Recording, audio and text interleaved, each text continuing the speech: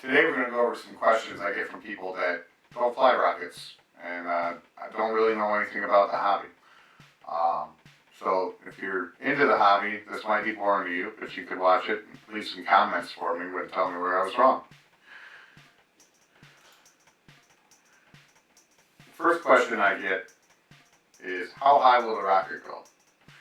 We have some tools to figure that out. A lot of your pre-made kits give you a range of altitude when you build a kit or design one from scratch. There are simulators that you can use. There is 3 that I know of: Open Rocket, RockSim, and RAS Aero or RAS Aero. I use Open Rocket. We can check this out here.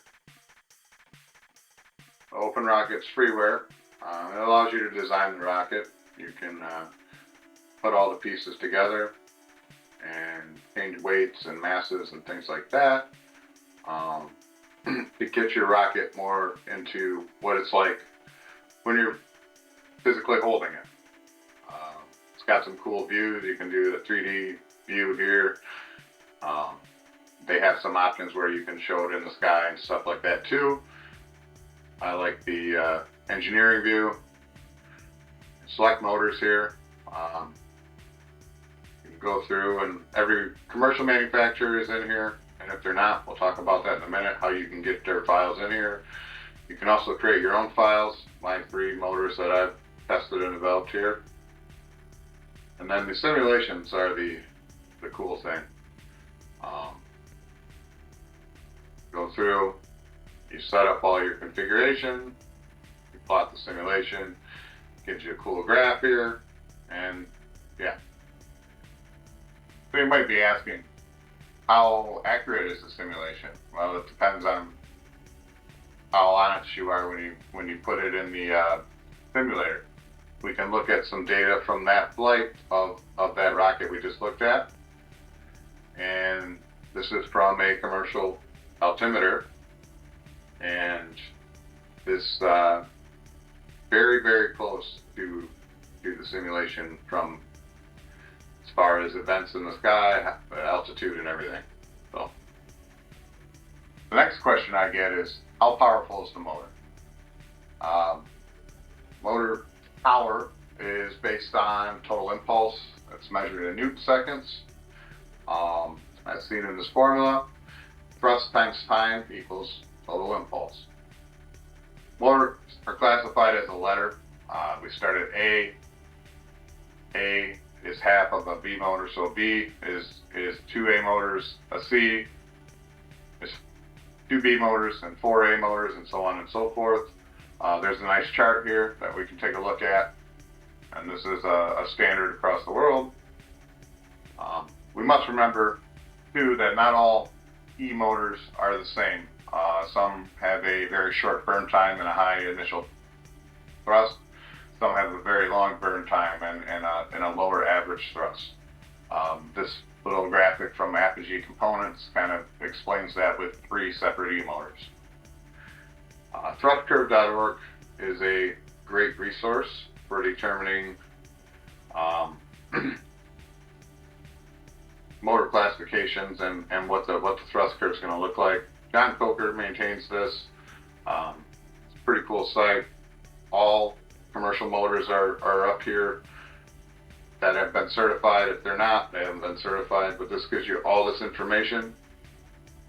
And down towards the bottom here, after the thrust curve, are the actual simulated files. So you download these, you import them into RockSim or Open Rocket, and you can fly that motor. How do you get it back? Well, hopefully not ballistic. We use parachutes for most of the high power rocket scene. There are some propeller ones, and not very many tumble. They're not supposed to tumble.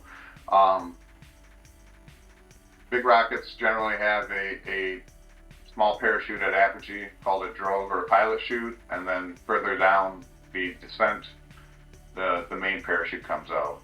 We do this to minimize the drift away from the launch area. Otherwise, you're walking a few miles or more to find your rocket.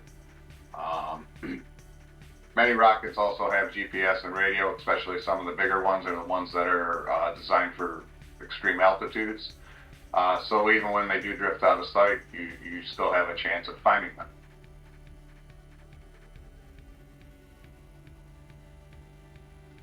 The last question I get here is a touchy one. Can you steer it?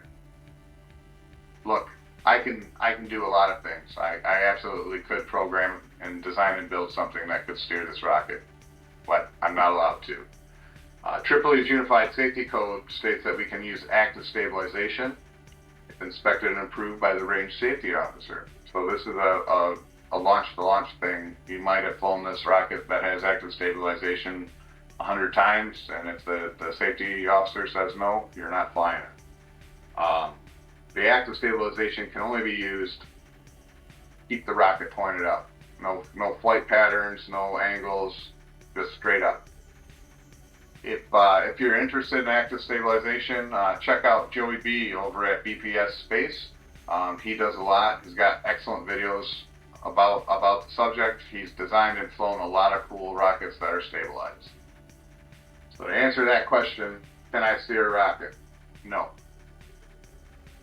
Not if I want to keep my Tripoli certification and government agencies out of my house. So, you can stabilize it, you cannot steer it.